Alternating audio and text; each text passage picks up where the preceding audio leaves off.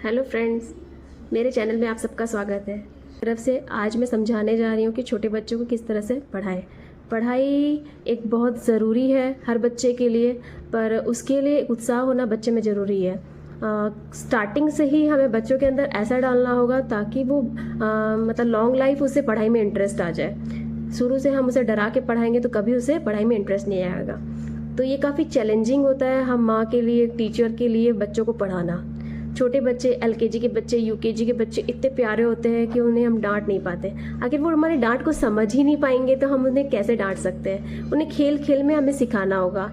बच्चों को एक टाइम टेबल से हमें पढ़ाना चाहिए ताकि उन्हें काफ़ी इंटरेस्ट आए। हर दिन पढ़ाना है ताकि उसका एक रूटीन बन जाए। पहले के टाइम में क्या होता था, बच्चे लोग अपनी माँ को गाना गा के माँ गाना गा के, टीचर्स कोई गीत सुना के उसे सिखा देती थी। पर आज के टाइम में हमारे पास इतने नए नए तरीके आ गए हैं, जैसे कि हम नए कार्ड्स यूज़ कर सकते हैं, नई कुछ एक्टिविटीज़ करवा सकते हैं बच्चों में। तो बच्चे में इसमें इंटरेस्ट भी आएगा और बच्चे काफ़ी कुछ जल्दी ही सीखेंगे। उन्हें पढ़ाई बोझिल नहीं लगेगी।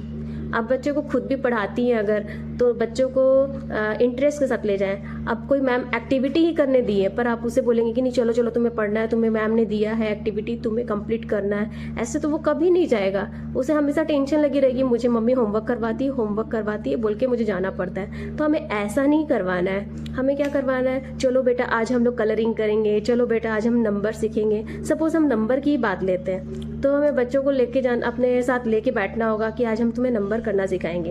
अब बच्चों के साथ एक आपको हमेशा फिक्स कर लेना है कि जब हम पढ़ाएंगे तो स्टार्टिंग और लास्ट हमारा काफ़ी अच्छा माहौल बनाना होगा हमें, कि बच्चों को लगे कि स्टार्टिंग में हमें कुछ एक्टिविटी करने मिलेगी, फिर लास्ट होते होते फिर लगेगा मुझे फिर वही चीज़ खेलना है, फिर खेलने के बाद हम काफ़ी मज़े करेंगे।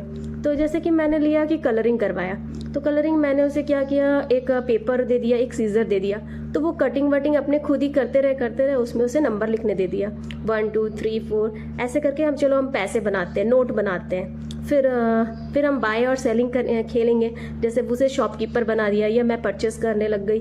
तो ऐसे आप खेल खेल के उसे नंबर सिखा सकते हैं। फिर उसे बोला कि चलो बहुत देर खेल लिया है हमने, चलो हम कुछ रिटर्न वर्क कर लेते हैं। तो उससे बच्चे में इंटरेस्ट आएगा कि हाँ चलो इतना देर खेला है तो कुछ पढ़ भी लेंगे तो अच्छा लगेगा। फिर उसे लगेगा पढ़ने के बाद तो हमें फिर खेलना ही है, फिर हमें वो बाय और परचेस वाला गेम खेलना है, मम्मा खिलाएगी तो चलो हम पढ़ लेते हैं, जल्दी जल्दी पढ़ लूंगा तो जल्दी जल्दी खेलने मिलेगा। तो इस तरीके से आप बच्चे के अंदर काफ़ी इंटरेस्ट पैदा कर सकते हैं। और भी बहुत सारी चीज़ें, जैसे मैंने अपने बच्चों को दे दिया एक एप्पल ही बना ले, तो एप्पल बना ले, अब उसमें बोला कलर कर लो, तो कलर, अब मेरी बेटी बोलेगी नहीं मुझे रेड, उसे पता है कि एप्पल में रेड कलर होता है, पर वो बोलेगी नहीं मुझे रेड कलर नहीं करना है, मुझे येलो करना है। हाँ ठीक है, आप येलो ही कलर करो ना, पर इससे आई कोऑर्डिनेशन तो उसका ठीक होगा। उसे ये ध्यान रखना है ना कलर बाहर नहीं निकले, कलर उस एप्पल के अंदर ही रहे।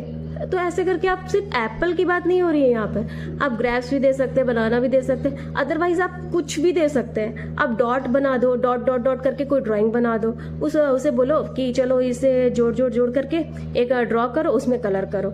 इससे क्या होगा, बच्चों को काफ़ी अच्छा लगेगा, वो काफ़ी इंटरेस्ट के साथ आपके साथ पढ़ाई करेगा। और सबसे पहले ये चीज़ है कि आपको एक टाइम टेबल फिक्स करना होगा कि सपोज आपके पास किस टाइम होता है, फिक्स कर लें। यदि आपको 10 मिनट, आप दिन भर में 10 मिनट दे सकती है, 20 मिनट दे सकती है, आधा घंटा दे सकती है, 1 घंटे दे सकती है, जितनी भी टाइम दे, रेगुलर वो टाइम आपको देना है। आप मतलब बाउंड है कि वो टाइम दीजिए बच्चे को। ऐसा फिर ये भी नहीं है कि किसी दिन आपके पास टाइम नहीं हुआ तो आप बोलेंगे नहीं आज तो मेरे पास टाइम नहीं है तो और 10 मिनट क्या ही पढ़ाऊँ। नहीं, आपको हर दिन उसे लेकर बैठना ही है।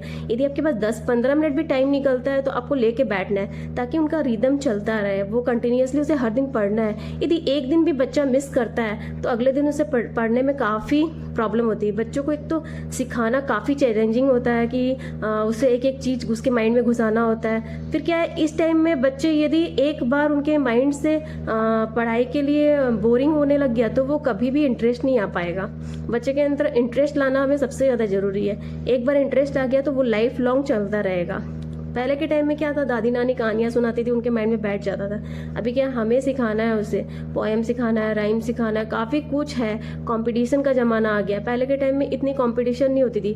6 क्लास में इंग्लिश स्टार्ट होता था, अब तो हम जन्म वाले बच्चों को इंग्लिश में ही बात करना सिखाते हैं। तो है ना, काफ़ी कुछ बदल चुका है। तो हमें काफ़ी हिम्मत से लेकर काम करना पड़ेगा, काफ़ी सब्र रखना पड़ेगा। आपको ये भी ध्यान रखना है कि छोटे बच्चों को लेकर काफ़ी सब्र रखना पड़ता है। कहीं कहीं ऐसा इतनी गुस्सा आता है कि मेरा तो मन करता है 1-2 थप्पड़ मार दूं, पर क्या करूं, इतनी सब्र रखना पड़ता है, इतना सब्र रखना पड़ता है कि नहीं, यदि मैंने उसे डांट दिया तो वो एक बार यदि वो पढ़ाई से कट हो गई तो मैं उसे वापस नहीं ला पाऊंगी। तो इसीलिए हम डांट भी नहीं सकते उसे, तो बहुत कंट्रोल करके ही उसे पढ़ाना है। और हम एक माँ होती है, माँ के पास जितना सब्र होता है, जितना दया होता है, उतना किसी के पास नहीं होता। एज ए फादर माँ जितने अच्छे से अपने बच्चों को समझ सकती है उतना फादर नहीं कर सकते। यदि फादर को दे दिए पढ़ाने के लिए तो वो 1-2 दे ही देंगे, दे देंगे, डांट देंगे, बच्चा वैसे कट से कर लेगा। तो इसीलिए फादर नहीं पढ़ा सकते, हम माँओं को ही पढ़ाना पड़ता है। तो मेरे हिसाब से कोई भी बच्चों को पढ़ाना है तो काफ़ी एक बोला जाए तो कंट्रोल करके ही पढ़ाना है, काफ़ी सब्र से पढ़ाना है और बहुत एक्टिविटीज़, नए नए एक्टिविटीज़ करवा के पढ़ाना है।